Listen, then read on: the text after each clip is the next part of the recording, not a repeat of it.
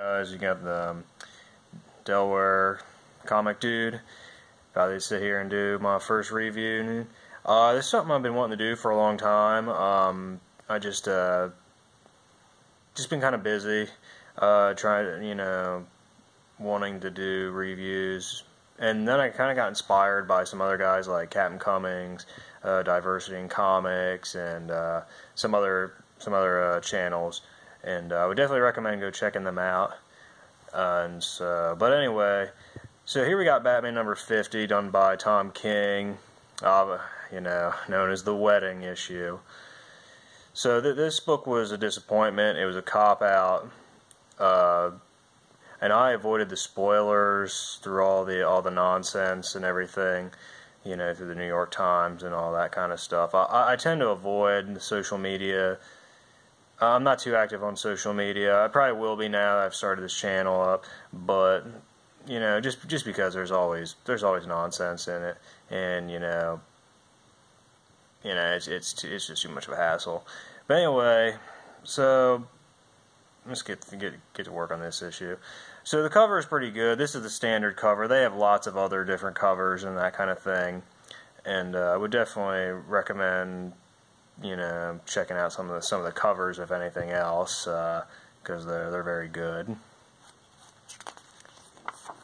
So the number one thing about Tom King is I haven't totally been keeping up on it. I have a couple other issues than this, but they I'm not totally caught up with it.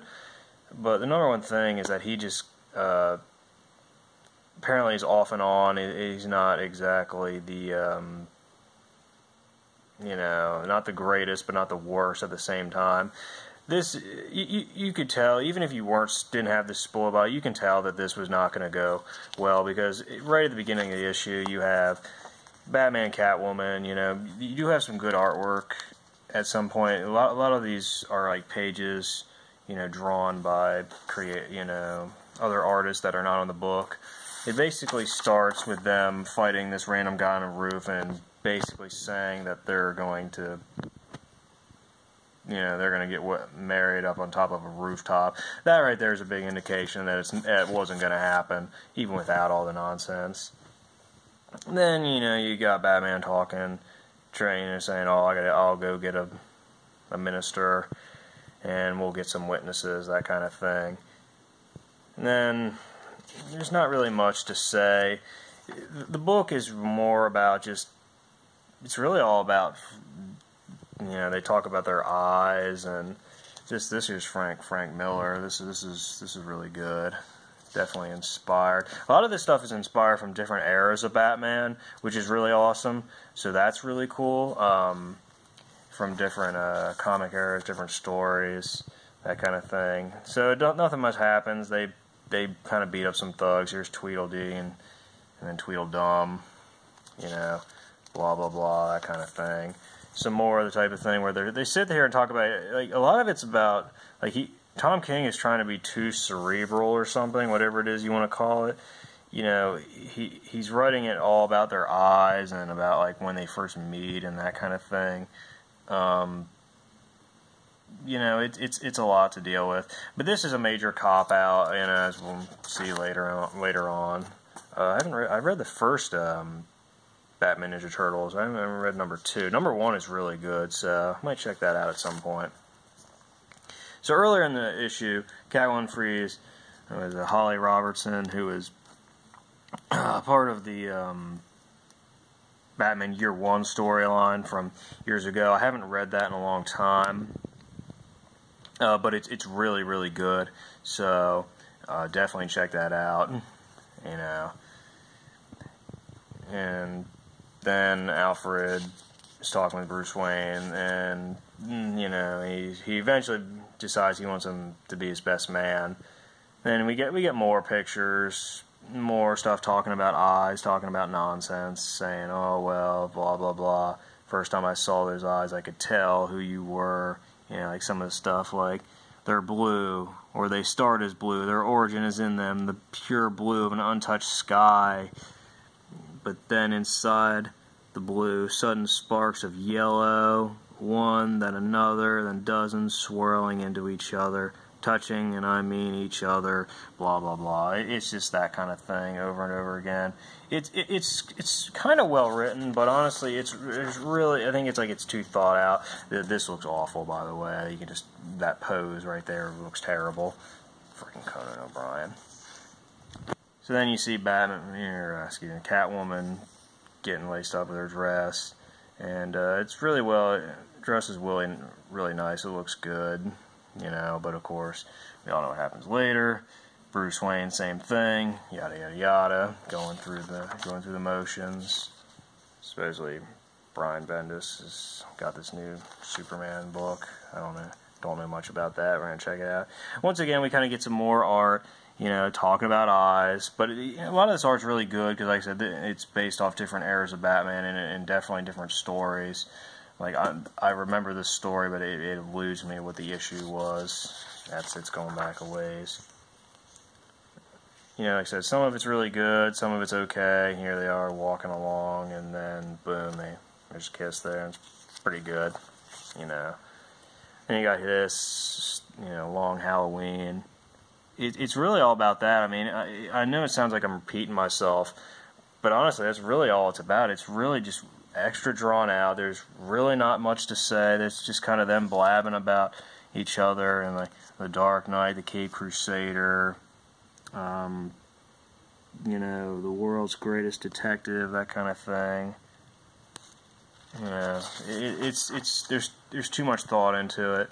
Then what happens later on is Holly Robertson ends up talking to Selina Kyle and basically almost talks her out of going through with the marriage, because God forbid if they actually went through with it. You know, it's nonsense. Same thing. This is when Bruce Wayne asks Alfred to be his best man. Alfred's like, oh, who are you gonna pick? Dick Grayson, Clark Kent. And he's like, nah, I want you because I wouldn't do anything without you, Alfred. So then, then you got two recent issues, you know, more talking about the relationship, but once again, too thought out. This was in a newer issue, and then this I actually read most of it. Batman, Catwoman, and Superman and Lois Lane go to like a carnival, but they're in their regular identities, and they talk all about their relationships. And it was kind of a fun issue. I forget the issue number it was. Yeah, it's bothering me. I'm not going to think of it, but it's really good. Definitely recommend it. So here they are. They're driving along. This is when she starts to convince her that, you know, you can't go through with the wedding, can't go through with the marriage, yada yada yada. Same, Bruce Wayne is like, you know, he's talking with Alfred, he's like, you should be happy, you know, you deserve to be happy, that kind of thing, dude.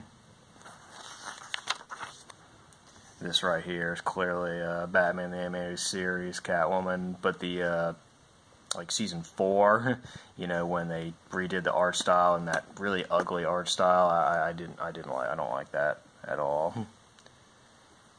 Said more talking about eyes.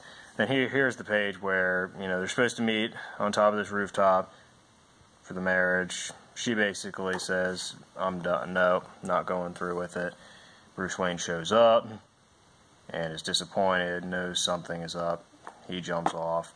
Apparently, they wrote letters to each other earlier in the issue, talking about more nonsense. It's really not much to say about this. Really nothing too much happens, and it's a shame because here's a picture when he proposes to her. Of course, nothing, and of course, love. Hard to see that. Love always. Well, okay. With all my love, Bat. Cat.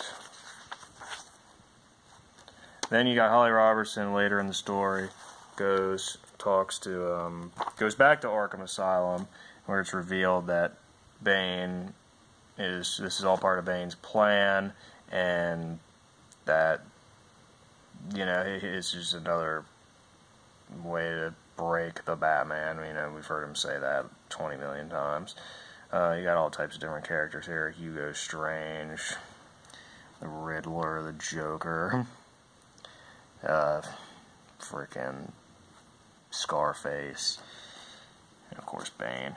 Then the issue ends, and then you get some more of this, and then you just get some supposing credits of the wedding of Batman and Catwoman, which never took place.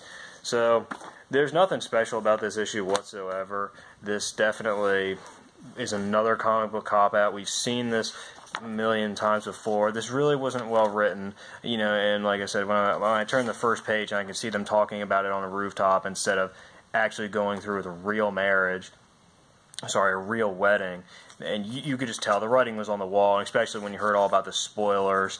The art itself is pretty good. I'd recommend it. At least the art anyway. Not that you can get the art without the story, but